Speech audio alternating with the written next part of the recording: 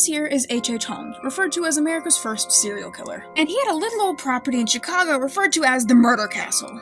The man that would eventually become known as H.H. Holmes was born Herman Webster Mudgett in 1861 in New Hampshire, but eventually in 1885 he abandoned his wife and child, moved to Chicago, changed his name to Holmes because he liked Sir Arthur Conan Doyle's Sherlock Holmes, and then began working at a pharmacy in Jackson Park, where, 8 years later, the Chicago World's Fair would take place. His infamous murder castle was built on an empty lot in the Englewood neighborhood, and apparently, according to sensationalist reports from the time, it had everything from disorienting staircases and passages, to secret passages, to soundproof rooms, and supposedly there were trapdoors in some of the rooms that just dropped the victims directly to the basement, which, guess what, according to those same sensationalist reports, had everything from acid baths to quicklime to a crematorium.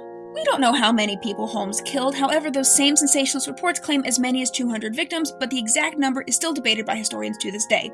However, the beginning of the end started in October of 1893 when he fled the city of Chicago. However, between October 1893 and his execution in May of 1896, he did some fraud, killed some more people, was put on trial, and then eventually hanged.